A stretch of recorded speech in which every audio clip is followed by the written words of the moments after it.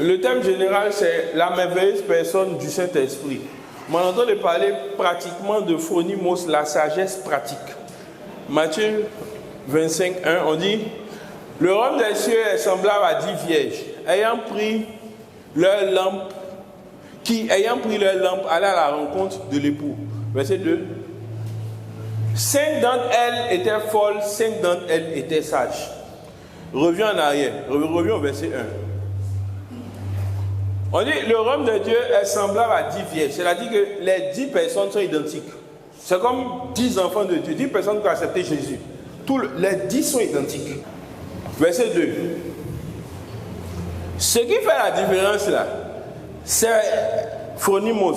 5 d'entre elles étaient sages, c'est phronimos. C'est-à-dire que c'est pas que Dieu a choisi des gens qui sont sages, Dieu a choisi des gens qui ne sont pas sages. Les 10 là sont les mêmes personnes, on dit 10 vierges, elles sont les mêmes choses, elles sont identiques. C'est comme si on a dit 10 baoulés, elles sont les mêmes choses. Oui, non. Mais la différence c'est que il y a 5 là qui ont utilisé la sagesse de Dieu qui était en eux. Parce que quand tu as accepté Jésus, le Saint-Esprit vient vivre en toi. Et c'est ça qui fait toute la différence. Pourquoi? Parce que le Saint-Esprit te montre qu'est-ce que tu dois faire chaque jour. Qu'est-ce que tu dois faire chaque jour? Qu'est-ce que tu ne dois pas faire? Parce que, je vous ai donné un exemple. Dieu peut te montrer ce que tu vas devenir. Il peut te montrer ce que tu vas devenir. Tu vas te voir. Oui, je me suis vu, je parlais devant les présidents. Je me suis vu, je chantais devant les nations. Je me suis vu. Oui, tu t'es vu, ok. Je me suis vu, j'étais à New York. Tu t'es vu là-bas, non? Ok. Maintenant, comment tu vas faire pour arriver là? Il y a 2 cas. Soit tu décides toi-même, selon ce que tu penses qui est bon, de réfléchir, de chercher des voies et des moyens pour arriver au niveau que Dieu t'a montré. Tu vas t'appeler loup poteau. Soit tu viens voir, tu retournes à Dieu pour lui demander, bon, ce que tu m'as montré là, on fait comment? Et puis il va te montrer maintenant quoi faire chaque jour. Parce que phronimos là, c'est la sagesse pratique. On dit 5 d'entre elles étaient folles, 5 d'entre elles étaient sages. Voilà verset 3. Les folles, en prenant leur lampe, ne prirent pas d'huile avec elles. Verset 4. Les sages là, le Saint-Esprit a dit, prends ton argent, prends voiture, il faut aller à Djamé, aller au forum là, faut chercher les femmes qui vendent huile là. Faut aller chercher les femmes qui vendent vase, il faut payer vase. Maintenant, tu prends, tu vas de l'autre côté, il y a les femmes qui vendent huile aussi là, il faut aller payer huile. Oui.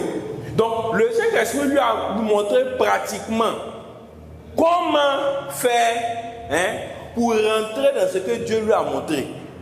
Alors que tous les 10 là étaient vierges, tous les 10 étaient la même chose. C'est-à-dire que quand on dit 10 vierges, c'est pour que nous tous on comprenne que toutes les personnes étaient la même chose, elles étaient égales. Ce n'est pas parce qu'il y a eu de la discrimination. Les 10 personnes étaient la même chose, mais 5 d'entre elles là, sont venus vers Dieu pour avoir sa sagesse pratique. Par exemple, hier ou avant-hier, quelqu'un m'a expliqué un songe. Non, quelqu'un m'a envoyé un songe qu'elle a fait pour que je puisse lui expliquer. Donc, son songe était très simple.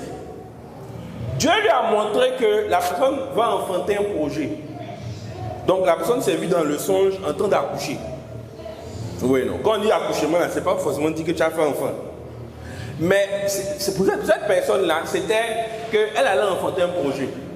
Et le truc, c'est que elle s'est vue accoucher, mais elle n'a pas vu de papa ni de truc. Oui, non. C'est pour dire quoi? Elle allait enfanter un projet, mais la semence allait venir d'où? La semence allait venir du Saint-Esprit. Dans la Bible, la seule femme qui a accouché sans homme, c'est Marie. Pourquoi? La semence est venue du Saint-Esprit. On dit par la vertu du Saint-Esprit, elle est venue enceinte. Donc, c'est dire que le Saint-Esprit allait mettre une semence en elle qui allait enfanter un projet. Oui, non. Et puis maintenant, elle a fait un deuxième songe où c'est comme si elle était vue partir à l'école. Oh, la personne est adulte. C'est pas pour dire qu'elle est élève. C'est pas qui est parmi nous ici. La personne est adulte. Mais elle s'est vue aller à l'école et puis elle entendait une voix qui criait apprendre, apprendre, apprendre. Oui, non. Donc, je lui ai expliqué que le premier truc qu'elle a accouché là, c'est un projet. Il y a quelque chose qu'elle va faire net. Ça peut être une entreprise, en tout cas, c'est une activité, un projet qu'elle va enfanter. Mais la source de cette semence, c'est le Saint-Esprit.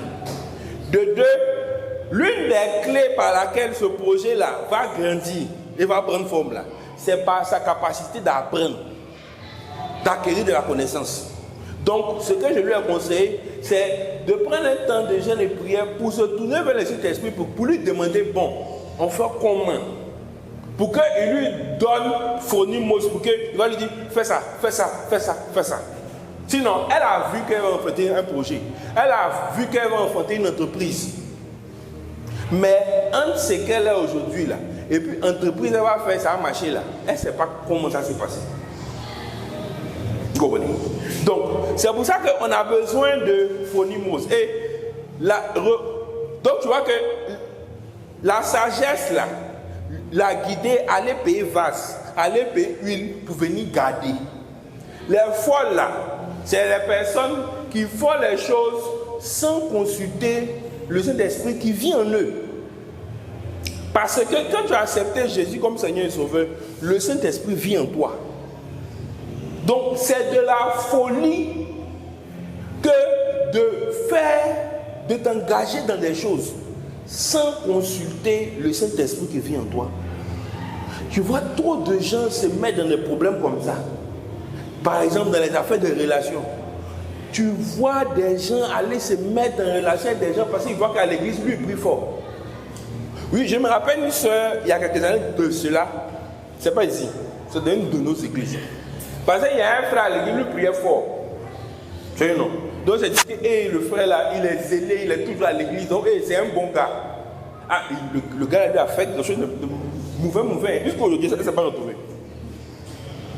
Pourquoi? Parce que quand ses yeux ont vu, que ses yeux ont apprécié là, elle n'a pas pris la peine de se tourner vers le Saint-Esprit qui vient en elle pour lui demander c'est bon mais c'est pas bon, on fait comment?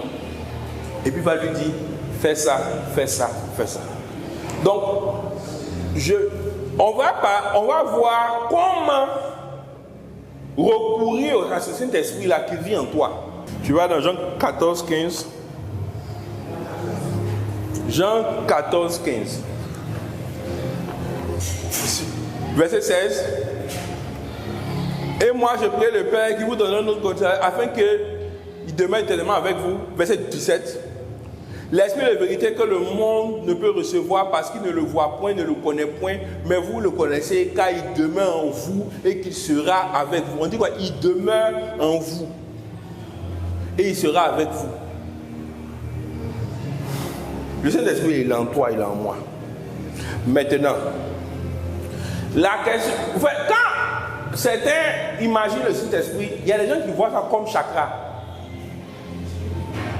C'est-à-dire que, genre, comme s'ils avaient une certaine... En fait, quand j'utilise l'expression chakra, ça permet à beaucoup un peu de comprendre un peu ce qu'il dit.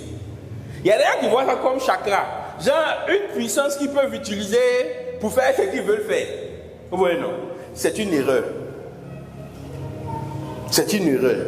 Le Saint-Esprit n'est pas une boule de puissance, mais un condensé de puissance que tu viens, et puis quand tu as besoin de quelque chose là, tu viens, allez, donne-moi la puissance. Et puis tu prends, puis t'en vas. C'est pas ça. Le Saint-Esprit est une personne. C'est une personne. Et cette personne-là vit en toi. Maintenant, quand il te dit vit en toi là, toi tu peux penser que, elle est dans mon nez, dans mes oreilles, ou bien dans mon ventre. Tu vois, non? Il y a des filles qui vont penser que, peut-être il est dans mes fesses. Tu oublies une chose. Toi, tu es là. Tu es en 3 dimensions. Tu es esprit qui vit dans un corps et tu as une âme. Le nom d'esprit là, quand on dit il vit dans toi là, il vit dans le toi qui est esprit. Va dans 1 Thessaloniciens 5. 1 Thessaloniciens 5. Verset 23. 1 Thessaloniciens 5, verset 23. Toi, tu es là, tu es en 3 dimensions. Mais sauf qu'en ce moment-là, tu peux avoir du mal à dissocier ton esprit, ton âme de ton corps. Oui, non. Mais remarquez une chose. Quand quelqu'un meurt là, hein, le corps reste. Par exemple, quand tu dors là, c'est comme si tu es mort. C'est comme si tu es mort. Mais c'est qui on poursuit en rêve là-bas, c'est qui? C'est pas ton corps. Tous les jours, tu manges boisson en rêve là. C'est qui mange? C'est pas ton corps. Donc, il y a forcément une autre partie de toi qui est à l'œuvre. Ou bien, nos tantis qui sont au village, qui sont sorcières là, hein, leur corps, quand elle voyage le soir là, le corps reste au village, mais elle peut voyager, elle va en France et puis elle revient. C'est quelle partie d'elle qui voyage? On dit que le Dieu de paix vous sanctifie lui-même tout entier et que tout votre être, l'esprit, l'âme et le corps soient conservés irrépréhensibles. Tu as une nom. C'est-à-dire que chacun de nous ici là a un esprit, a une âme et un corps. C'est-à-dire que nous sommes des esprits qui vivons dans un corps et nous avons une âme. Est-ce que vous comprenez? Pourquoi je viens à ce niveau? Parce que le Saint-Esprit est une personne. Et cette personne-là vit en toi. Oui, non. Mais il vit dans le toi qui est esprit. C'est-à-dire que chacun de nous, là, hein, ta même personne, là, il y a quoi même chose en esprit. Quand on dit, par exemple, qu'ils ont mangé en sorcellerie, ce n'est pas son corps physique qu'ils ont mangé. C'est son esprit qu'ils ont mangé. Est-ce que tu comprends? Parce que chacun de nous, là, a un esprit. Donc, quand tu acceptes Jésus, là, la Bible dit que ton esprit est né de nouveau. Et maintenant, le Saint-Esprit vient demeurer en toi. Il vient vivre en toi. Mais ce que tu dois comprendre, pour pouvoir bien avoir une bonne relation avec lui, là, c'est que tu dois comprendre que, ce n'est pas une puissance que tu peux, genre, tu vas prendre un peu de chakra, allez, multiclonage. Le Saint-Esprit, là, il est une personne. Et le fait que ce soit une personne, là, c'est très important. Maintenant, qu'est-ce qu'une personne? C'est quoi une personne? Vous tous ici, vous êtes des personnes, non? Qu'est-ce qu'une personne? Toi, tu me regardes en ce moment-là, tu es une personne. Donc, comment on peut définir une personne? Elle a cheveux, il a nez, elle a fesses, il a pied. Si tu définis une personne à partir de ça, là, je vais te poser une seule question. Quand quelqu'un est mort, là, il a encore pied, il a encore nez, il a encore cheveux, il a encore fesses, il a encore tout. Mais on parle de lui au passé. C'est-à-dire que quand quelqu'un meurt à l'instant net là, on dit qu'il est lui là, il était gentil. D'ailleurs même, quand tu meurs là, quand on doit ramener ton corps de ton pays là, on te met dans les bagages. On te met dans le carton. Et puis on écrit dessus, quoi on appelle ça? Objet, j'ai oublié le thème. Il y a un thème, mais on t'appelle objet. On t'appelle plus l'homme. Malgré que tu as encore yeux, tu as oreilles, tout est là. Même bébé que tu fais là, c'est encore là. Mais tu n'es pas une personne. Donc, mettez-moi mon slide. On voit les 5 caractéristiques qui font de toi une personne. Qui font du Saint-Esprit une personne. Mais c'est les mêmes, c'est valable pour nous tous. Mais les 5 éléments qui caractérisent une personne, là, c'est quoi? 1. La connaissance. Va dans 1 Corinthiens 2, 11. On dit, lequel des hommes en effet connaît les choses de l'homme, si ce n'est l'esprit de l'homme qui est en lui. De même, personne ne connaît les choses de Dieu si ce n'est l'esprit de Dieu. Vous savez, l'une des choses qui nous caractérise et nous différencie des animaux même là, c'est la connaissance. La connaissance là, ça nous caractérise et ça nous différencie même des animaux. C'est quoi la connaissance? La connaissance là, hein, c'est ton intellect.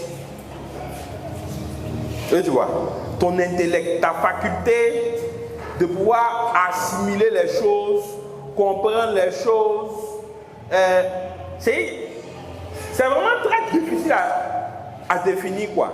Mais remarquez une chose, les animaux là n'ont pas la connaissance. C'est pour ça que un lion là est 100 fois plus fort que nous. Le lion là, il est 100 fois plus fort que nous, mais l'homme peut capturer le lion. L'éléphant là est 100 fois plus fort que nous, mais l'homme peut capturer l'éléphant. Le gorille là est 100 fois plus fort que nous, mais l'homme capture gorille. Anaconda là, il peut se coucher, on peut le coucher au bout là-bas, et puis sa tête va arriver ici, mais l'homme le capture. Les animaux là, physiquement, ils sont plus forts que nous. Mais ce qui fait qu'on arrive à les avoir là, c'est la connaissance, le savoir, l'intellect. Oui, une personne là, est caractérisée par ça. Deuxième point, retournons à mon slide. Et le Saint-Esprit, c'est une personne. Parce que la Bible dit quoi?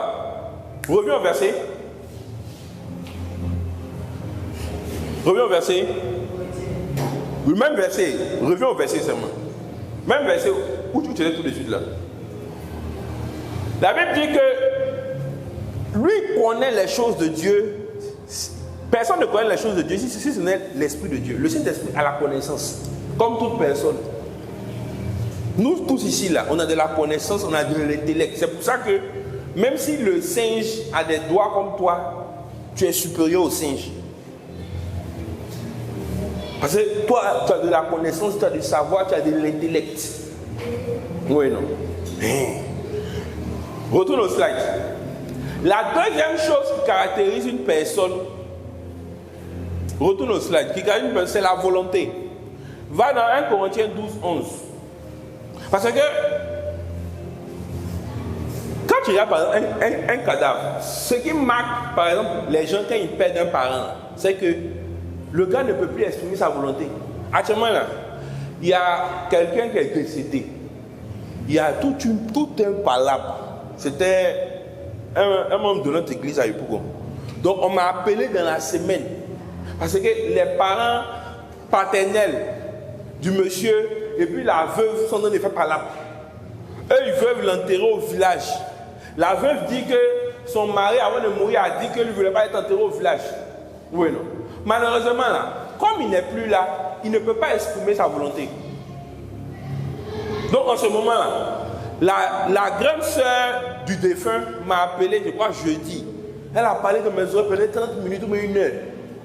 Que non, voici ce que la veuve a fait, voici ce que la veuve a fait, voici ce que la veuve a fait. On a convoqué la veuve aussi est venue expliquer, voici ce qu'ils ont fait. Mon mari a dit ça, mon mari a dit ça. Elle dit, bon, essayez d'être témoin. Parce que malheureusement, là, maintenant, là, le gars, là, il n'est plus. Ce n'est plus une personne. On parle de lui au passé. Pourquoi? Parce qu'il ne peut plus exprimer sa volonté. Le Saint-Esprit est une personne parce que non seulement il a la connaissance, mais le Saint-Esprit a sa volonté. Et cette personne-là vit en toi. C'est pour ça que c'est important que tu saches que, c'est important que tu saches que non seulement c'est une personne, mais tu comprennes qu'il a de la connaissance, il a une volonté. Ce n'est pas un bouton que tu viens appuyer pour dire, bon, viens, on va faire ça. Ou bien, il faut me donner un super pouvoir, viens faire ça. Il y en a par exemple, quand c'est la période d'examen, là, ils voient le Saint-Esprit et une boule de chakra qui vient en eux. Donne-moi la puissance de pouvoir avoir mon examen. Rentre-moi. C'est une personne. On dit, un seul et même esprit opère toutes ces choses, les distribuant à chacun en particulier comme il veut. Le Saint-Esprit a une volonté. Donc, dans ton échange, par exemple, avec lui, là, tu lui demandes quelque chose, tu lui demandes une explication, il t'oriente s'il veut. Il t'oriente comme il veut. Il a une volonté, quoi. Tu comprends, non? Parce qu'il ne faut pas croire que tu es en train de parler, je ne sais pas, à ta servante, ou bien à quelqu'un qui travaille, ou bien à ton esclave. Le Saint-Esprit a une volonté. On dit quoi? Il est distribué en particulier comme il veut. C'est-à-dire qu'il donne les dons comme il veut. Il fait les choses selon sa volonté, parce qu'il a une volonté. Toi, tu es l'homme là, tu as une volonté. Par exemple, aujourd'hui, tu as décidé de mettre crayon quand ça va dans tes oreilles. C'est ta volonté. Par exemple, tu as décidé de ne pas laver tes cheveux, même si ça ressemble à beaucoup de produits. C'est ta volonté. Par exemple, tu es un gars ici, ton calorie, ça fait 3 mois que tu portes tous les jours. C'est ta volonté. Tu as une volonté. C'est pour ça que tu as une personne. Parce que tu as le luxe de dire, bon, je vais faire mes cheveux, je veux faire mes cheveux, et mettre les pelles dedans. C'est ta volonté. Le Saint-Esprit est une personne aussi. Donc, celui qui vit en toi et en moi, en nous tous qui avons accepté Jésus là, c'est une personne qui a une volonté. Il est important que tu intègres ça. Parce que quand tu n'intègres pas qu'il a une volonté là, tu penses qu'il est là pour exécuter ce que tu veux. Il y a beaucoup qui pensent ça, que le Saint-Esprit il est en moi, il est là pour faire ce que je veux. Saint-Esprit, donne le gars là pour moi. Lui il est là. Donc ça veut dire que quand c'est comme ça là, tu ne le considères même pas comme une personne. Tu le considères comme un moyen d'obtenir ce que tu veux. Parce que si tu le considères comme une personne là, ta manière d'interagir avec lui va changer. Mais tu considères que c'est une chose. Mais si le Saint-Esprit était une chose là, une chose n'a pas de volonté, une chose n'a pas de connaissance. Une chose là, ça n'a pas de volonté, ça n'a pas de connaissance. Mais si tu le considères comme une personne, tu comprends que lui il a une volonté. Donc il ne fait pas les choses parce que toi tu as dit de faire. Il va te dire non. Parce que quand tu as une volonté là, tu peux dire oui, tu peux dire non, tu peux dire peut-être, tu peux dire après. Et il a une volonté. Retourne le slide. Troisième point, le Saint-Esprit a une capacité de prise de décision. C'est-à-dire quoi? Une personne là, se caractérise par sa capacité de prise de décision. C'est ça caractérise une personne. Par exemple, en droit, lorsque quelqu'un, à la suite peut-être d'un accident, il a eu un problème qui fait qu'il n'arrive plus lui-même à prendre des décisions là. On parle de quoi? Incapable majeur. Mais dans un cas d'incapacité là, je crois que tu perds un peu la personnalité juridique.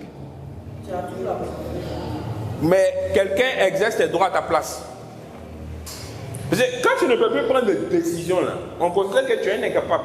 Donc quelqu'un d'autre prend une décision à ta place. Par exemple, si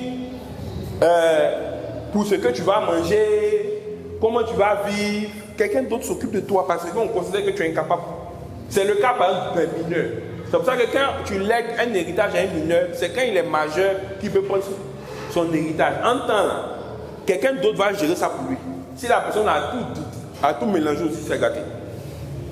Mais une personne se caractérise par sa capacité de prise de décision. Parce que tu es capable de prendre telle décision. Par exemple, nous tous, on a pris la décision de porter l'habit qu'on a choisi de porter aujourd'hui. Le groupe musical, ils ont choisi de porter orange. C'est une décision qu'ils ont prise. Et ce sont ces éléments-là qui caractérisent une personne. Parce qu'il peut prendre une décision. Et si tu comprends que le Saint-Esprit qui vit en toi est une personne qui peut prendre une décision, là, ça change tout. Parce que quand tu penses que c'est une chose là, toi tu ne penses qu'à l'utiliser. Comment il va faire ça pour moi? Comment il va faire ça pour moi? Il va faire ça, il va faire ça, il va faire ça. Mais si tu es conscient que la personne qui vit en toi là, c'est une personne qui a la capacité de prendre des décisions, ça change tout. Et ça veut dire aussi que si par exemple, toi tu ne sais pas quoi faire, tu peux te tourner vers lui parce que lui il a la capacité de prendre des décisions. Donc il peut te dire toi quoi faire. Va dans Acte 13, 2. Acte 13, verset 2. Il est écrit, pendant qu'ils servaient le Seigneur dans leur ministère, qu'ils jeûnaient, le Saint-Esprit dit, mettez-moi à part Barnabas et Saul pour l'œuvre à laquelle je les ai appelés. C'est-à-dire qu'il a pris une décision. Et puis il a transmis sa décision. On dit, le Saint-Esprit a dit, mettez-moi à part. C'est comme s'il dit, bon, mettez-moi à part Joël et Milan pour l'œuvre pour laquelle je les ai appelés. Il est capable de prendre ses propres décisions. Peut-être qu'eux, ils pensaient à mettre à part d'autres personnes. Lui, il a dit, Milan et puis Joël. Donc, et cette personne-là vit en toi. Prochain slide. Dernier point, non, avant le dernier point, il a des émotions. Une personne se caractérise par ses émotions. Émotion, c'est quoi? Tu peux te fâcher, tu peux être triste, tu peux être content. Oui. Or, quand c'est une chose là, les choses n'ont pas d'émotion. Ton portable a quelle émotion? C'est-à-dire que si on veut comparer cette échelle-là avec un portable, ton portable là, peut-être que il est utile. Il te sert tous les jours, il est avec toi tous les jours. Il y a des gens, même leur meilleur ami, c'est leur portable. Mais ton portable là, lui-même là, il n'a pas la connaissance lui-même. Ton portable là n'a pas de volonté. Ton portable est là pour exécuter ce que tu veux. Même quand tu prends connexion, tu voles connexion de ta main pour aller répondre, ton portable ne peut pas dire, hé, je ne veux pas. Quand tu dois aller étudier, et puis tu es TikTok jusqu'à ton portable va dire, non, non, aujourd'hui là, je me coupe. Tu vas étudier pion. Ton portable ne fait qu'exécuter ce que tu dis. Parce que ton portable, c'est une chose, ce n'est pas une personne. Ton portable, là, il ne peut pas prendre de décision. Les décisions, là, c'est toi qui les prends. Si tu veux éteindre, tu éteins ton portable. Tu vas envoyer un message à Grégoire, tu envoies un message à quelqu'un. Si tu veux même envoyer un message où tu insultes quelqu'un, c'est toi qui prends la décision. Ton portable ne peut pas se lever seul pour envoyer un message pour insulter quelqu'un. Parce que ton portable, là, ce n'est pas une personne, c'est une chose. Et ton portable n'a pas d'émotion. Il y avait quelqu'un qui dit son portable s'est fâché. Ou bien tu te réveilles le matin et puis le visage de ton téléphone est serré. Ton iPhone a serré sa mine. Et on dit là, mon iPhone est fâché. Ton téléphone là, il n'a pas d'émotion. Parce que ce n'est pas une personne. Par contre, le Saint-Esprit qui vit en toi là, c'est une personne. Donc, quand on te dit qu'il faut aller vers lui là, il faut comprendre que tu vas vers une personne. Et il y a une personne qui vit en toi. Et cette personne-là, c'est le Saint-Esprit, c'est une personne. Donc, c'est comme si... Non, c'est comme si même. Cela veut dire que nous tous ici, là, on n'est jamais seuls. Ça veut dire que même quand tu t'oublies, et puis les choses t'ont affecté, tu dis, hey, moi je suis seul, je n'ai personne. Tu es en train de les blesser. Jean, ce que tu dis, ça lui fait mal. Parce que lui, il est là. Normalement, tous ceux qui ont accepté Jésus là, aucun d'entre nous n'a le droit de dire qu'il est seul. Parce que tu n'es jamais seul. Et c'est pour ça même que Jésus a dit qu'il va nous laisser le Saint-Esprit pour qu'on ne soit jamais seul. Donc, normalement, là, il faut que tu intègres dans ta tête que toi, tu es là, tu n'es pas seul. Et de même, quand tu t'en fais les bêtises, il faut intégrer que tu n'es pas seul aussi. Quand tu t'en vas à l'hôtel, à la chambre 212, et puis tu penses que Dieu ne te voit pas, il faut te rappeler que le Saint-Esprit vit en toi. Quand tu as apprêté tout ton matériel pour frapper ton arbre, il faut te rappeler que le Saint-Esprit en toi. Parce que quand tu éteins la lumière pour que tout soit noir, là Dieu ne va pas te voir. Mais le Saint-Esprit est en toi. Il faut te rappeler ça. Quand tu t'en te cacher pour aller taper les bières, il faut te rappeler que le Saint-Esprit là, il est en toi. Ce n'est pas pour dire qu'il est en toi-même. Donc tu ne peux pas te cacher quoi, mais il est dedans. 1 Corinthiens 2, verset 11. Non, je ne sais pas donner le bon verset. Va plutôt dans Éphésiens 4, verset 30. Éphésiens 4, verset 30. Il dit, n'attristez pas le Saint-Esprit. Parce qu'on peut l'attrister. Attrister, ça veut dire quoi? Attrister, ça veut dire quoi? Peut-être il y a d'autres qui n'ont pas compris. Attrister, ça veut dire quoi?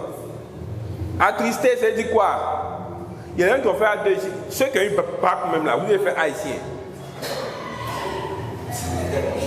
Les gens qui ont eu bac et puis ils ont chanté un fanfare là. Vous, on vous a accueilli un fanfare. Pardonnez. Attrister, ça veut dire quoi? Ne faites pas en remettre vos bacs en jeu. Attrister, ça veut dire quoi? Oui? Quelqu'un qui a de la peine. Merci. Attrister, ça veut dire quoi? Oui? Si tu me dis attrister, ça veut dire attrister quelqu'un. Rendre triste. Ok, oui? Qui est déçu. Merci. Toi, tu comprends français? Oui. Donc, ça veut dire qu'on a peiné quelqu'un, on l'a attristé. Donc, le Saint-Esprit, là, il a des émotions. Tu peux le rendre triste. Tu peux le décevoir. Tu peux le décevoir. Tu peux l'énerver.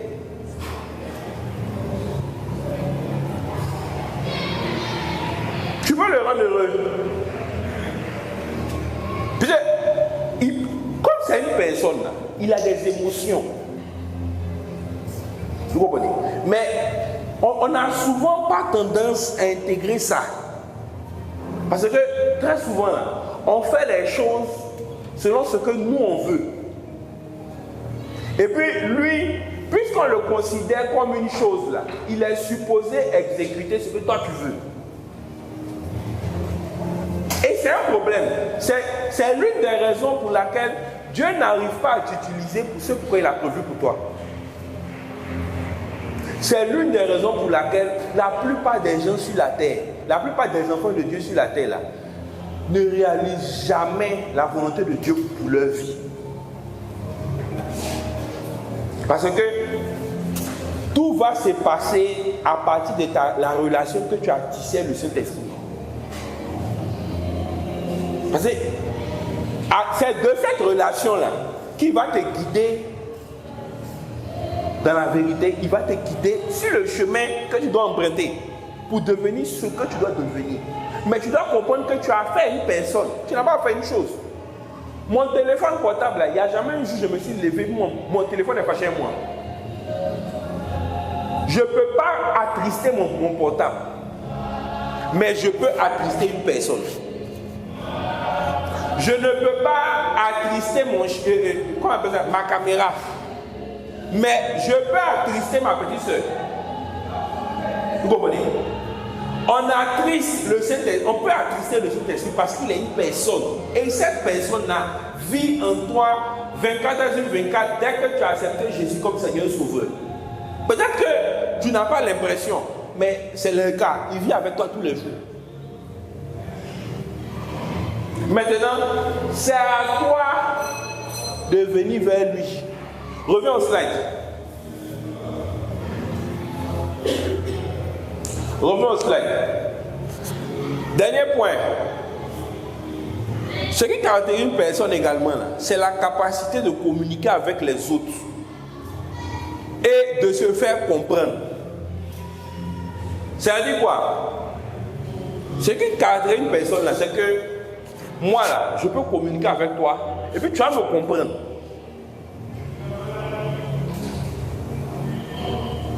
Par exemple, ton chien peut communiquer avec toi, mais toi, tu ne le comprends pas. Le chien même là, on arrive à le comprendre un peu à cause de la connaissance qu'on a. Donc comme on les a analysés depuis un moment là, on sait que si ton chien fait ça, c'est qu'il veut ça, il veut ça, il veut ça. Mais le chien ne peut pas communiquer avec toi bien. C'est-à-dire qu'une personne se caractérise par sa capacité de communiquer avec les autres et puis de se faire comprendre. C'est-à-dire sa capacité de communiquer avec les autres personnes. Toi, tu es une personne. Donc, si ton voisin, là, il peut communiquer avec toi et puis se faire comprendre, c'est parce que lui aussi, il est une personne. Sinon, si ton voisin était un animal, il ne pourrait pas communiquer avec toi et se faire comprendre. Si chacun de vous, là, on dépose un poulet à côté de vous, le poulet peut peut-être communiquer avec vous, mais il ne pourra pas se faire comprendre. Tu arrives à comprendre celui qui est à côté de toi parce que c'est une personne comme toi.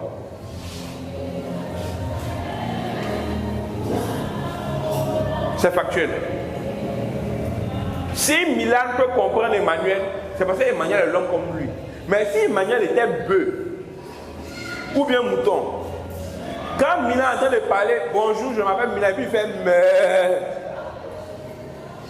C'est-à-dire qu'il n'arrive pas à se faire comprendre. Parce que si Emmanuel était un mouton, ce n'était pas une personne. Mais le Saint-Esprit est une personne. Acte 13, verset 2. Acte 13, verset 2. Il dit, pendant qu'ils servaient le Seigneur dans leur ministère et qu'ils jeûnaient, le Saint-Esprit dit, mettez-moi à part Barnabas et Saul pour l'œuvre à laquelle je les appelle. C'est-à-dire qu'il a parlé, ils ont compris. Quand il parle là, hein, tu comprends. Parce que ce n'est pas une chose, il n'est pas bobo. Pourquoi j'ai pris la peine de passer par ces 5 points? C'est quoi? Il faut que tu comprennes que la personne qui vit, que le Saint-Esprit qui vit en toi là, c'est une personne. Et cette personne-là vit en chacun de nous qui avons accepté Jésus. Donc, il faut que tu apprennes à avoir des relations avec lui, mais tu apprennes à communier, à interagir avec lui comme tu interagis avec une personne. Pas comme si tu es en train d'interagir avec une chose. Ça veut dire quoi? Quand j'interagis avec une chose là, hein, je ne demande pas son avis. J'utilise la chose pour faire ce que je veux faire. Par exemple, mon téléphone n'est pas une personne. Donc si je veux aller au basket, je prends mon téléphone, je mets dans ma poche, je mets au basket. Ou bien, mon téléphone n'a pas d'avis à me donner. Ah, si c'était mon petit frère, ou bien ma soeur, ou bien mon ami, j'allais lui demander, est-ce que tu allé au basket avec moi? Il va dire oui. Alors, il va dire non. Ok, il faut rester après. Les choses là, hein, n'ont pas de volonté, n'ont pas de décision à prendre. Le Saint-Esprit est une personne. Et cette personne-là vit en toi. Tu vois, non? Ce serait vraiment stupide de ta part, hein, de ne pas interagir comme il se doit avec cette personne-là. La majorité des enfants de Dieu n'interagissent même pas avec le Saint-Esprit. Parce qu'eux, ils pensent que c'est une chose qu'ils peuvent utiliser. Et si toi-même qui es assis devant moi, si moi je te considère comme une chose, ça te plaît. Toi-même, ton petit argent là, quand tes amis te considèrent comme une chose pour payer les choses seulement, ça te fait mal. Donc moi ici là, vous prenez moi là, ça coûte mon argent quoi. Oh, tu n'as pas bon l'argent. C'est faux là. Toi, ça te fait mal. À plus forte raison, le Saint-Esprit. Quand toi, ta relation avec lui là, ça se limite à qu'est-ce que je peux obtenir de toi. Genre, c'est quand toi tu as besoin de quelque chose de lui là, que tu vas vers lui. Saint-Esprit, donne-moi la puissance. Saint-Esprit, il faut ouvrir ma gauche. Saint-Esprit, il faut faire ça pour moi. Mais c'est quel genre de relation vous allez fonder? Quand toi tu as ton frère saint, tu es avec lui dans les bons comme les mauvais moments. Tu n'es pas ami avec lui parce que tous les jours ça me prépare. Donc, Jean, toi qui es ami avec lui, chaque midi tu manges chez eux. Le jour, on ne peut pas chez eux à midi, toi tu fais rien. Toi-même tu es sûr qu'à midi là, ça a duré. C'est quelle amitié basée sur les intérêts comme ça? Toi, tu te promènes les gens en fonction de ce que tu peux obtenir. Parce que la fille là, son papa, Jean, tous les jours là, quand ça le voit, il donne 5 000, donc ça devient ta camarade. Donc tous les jours là, hey, ma soeur. Ah, c'est pas affaire de soeur. En fouille, puis même tu n'aimes pas la fille. Mais c'est juste que, comme à chaque fois que tu t'en vas là, ton père donne 5 000. Donc, comme c'est pas l'argent, et puis il donne les 5 000 là. C'est une amitié par intérêt. Le Saint-Esprit est une personne qui est en mesure de te montrer quoi faire chaque jour. Par exemple, ceux qui ont une bac maintenant, la route est encore longue. C'est beau. On peut leur dire maintenant, moi, on attend après. Après. C'est-à-dire que quand tu passes bac là, pour toi là, c'est tout ton monde qui est là. Genre, si tu as eu là, c'est fini, le monde est fini. C'est maintenant même, la vie commence même. C'est maintenant même que tu as besoin de lui pour qu'il te dise quoi faire. Bon, quelle filière tu vas faire? Dans quelle université tu vas aller? Tout ça, c'est important. Hein? Mais tu as besoin de lui pour qu'il te guide. Tu as besoin de lui chaque jour pour qu'il te dise quoi faire.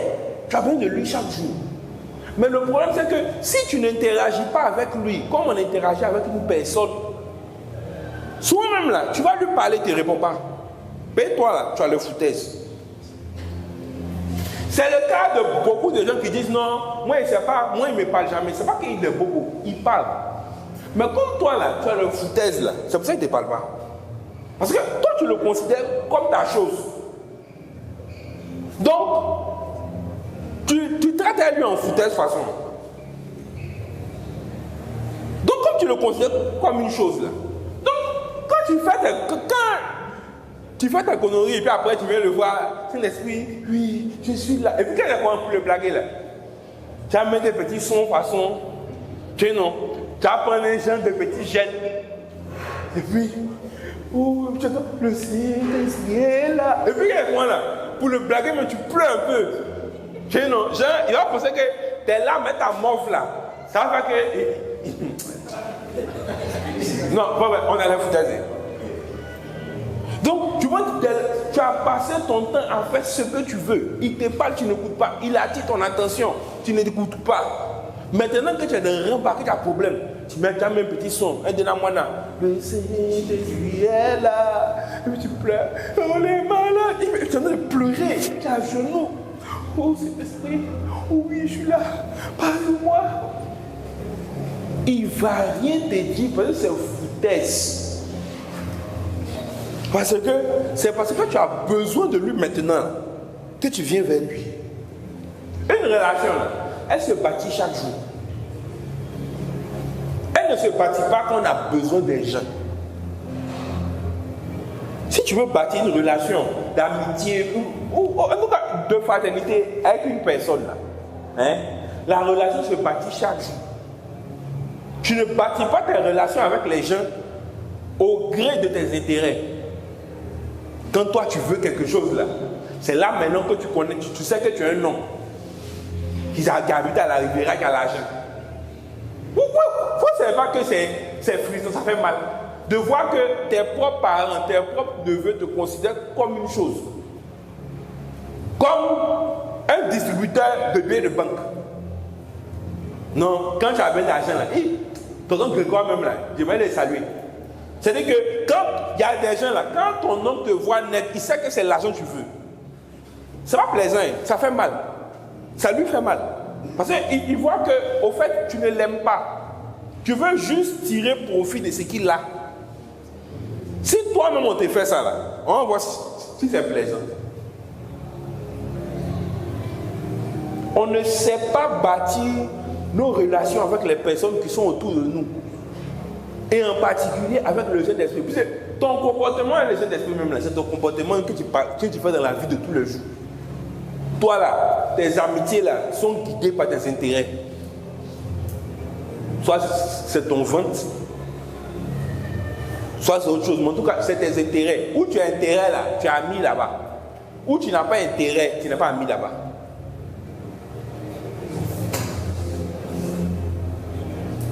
tu ne peux pas bâtir une relation solide comme ça. C'est pour ça que beaucoup, quand tu envoies les tontons fortunés qui sont dans les grands quartiers là, tu vas, il te fait attendre, mais tu viens, on dit il n'est pas là, oh il est là. Mais le tout c'est que tu l'énerves parce que tu ne l'aimes pas parce que c'est ton oncle, mais c'est ton parent. Mais tu lui montres un genre d'attention juste parce que tu veux quelque chose. Tu n'es jamais venu un jour chez lui à la maison pour le saluer sans rien demander et puis aller à la maison. Jamais. Jamais. Tu n'es jamais venu même de toi-même, même si c'est quelque chose de rien. Prends ton argent, paye un cadeau, aller le donner à ton oncle. Jamais. Pourquoi? Parce que pour toi là, ton truc là, lui il a l'argent. Donc lui là, on s'en le voit pour demander l'argent. Tu ne vas jamais obtenir le meilleur de cet oncle là. Pourquoi? Parce que comme tu le vois comme une chose là, il ne peut pas te donner les bonnes choses. Il ne peut pas. Parce que toi tu veux l'utiliser. Comprenez, les gens là ne sont pas bêtes. Quand vous voulez les utiliser là, ils s'en rendent compte. Ils s'en rendent compte. Ils ne sont pas bêtes. Ils ne sont pas bêtes. Quand vous voulez utiliser les gens là, ils s'en rendent compte. Une relation là, ça s'est bâti. Quand par exemple, tu appelles quelqu'un juste parce que tu es au travail là, il sait, il n'est pas bête. Ou bien, tu appelles quelqu'un juste parce que tu veux quelque chose, il sait, il n'est pas bête. Donc, apprenez à bien bâtir vos relations. Je suis en train de parler tout particulièrement de votre relation avec le Saint-Esprit, mais c'est valable pour votre relation avec tout le monde, parce que le Saint-Esprit est une personne comme tout le monde. Apprenez à bâtir les relations, mais ne cherchez pas à tirer profit des gens. Ne cherchez pas uniquement votre intérêt. Ça, c'est dégueulasse quoi. Quand ton téléphone sonne, et puis tu sais que ton parent qui t'appelle, c'est l'argent qu'il veut.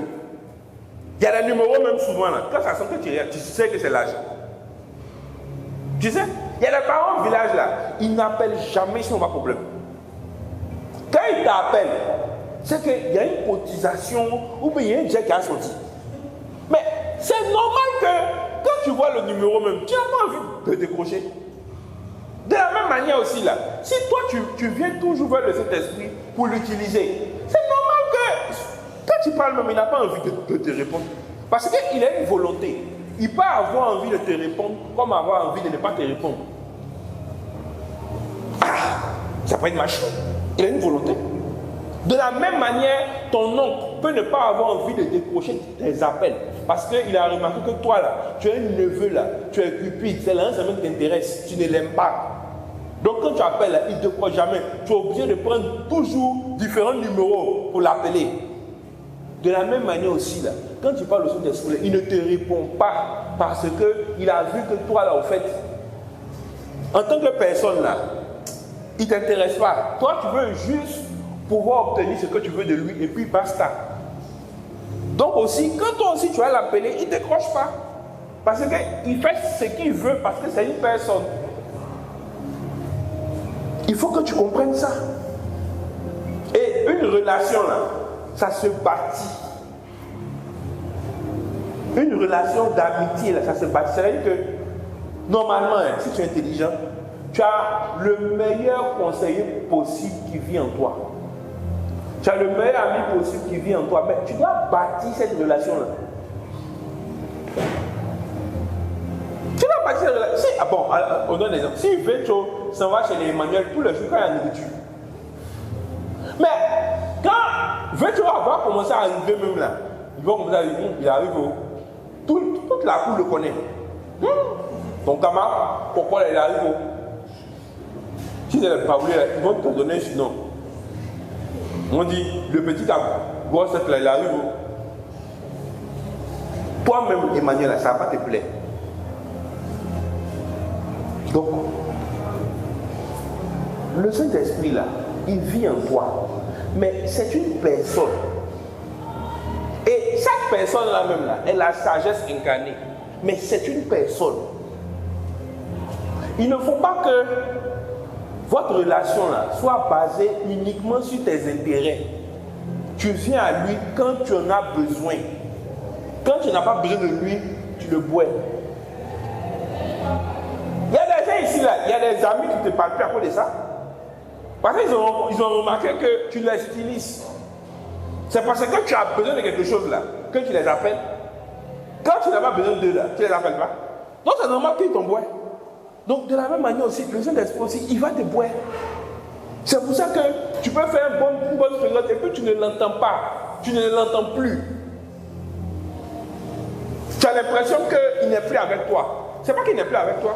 Mais sauf qu'il a pris ses distances avec toi parce que toi, tu as le foutaise. Il m'a envoyé pour venir te dire ça aujourd'hui.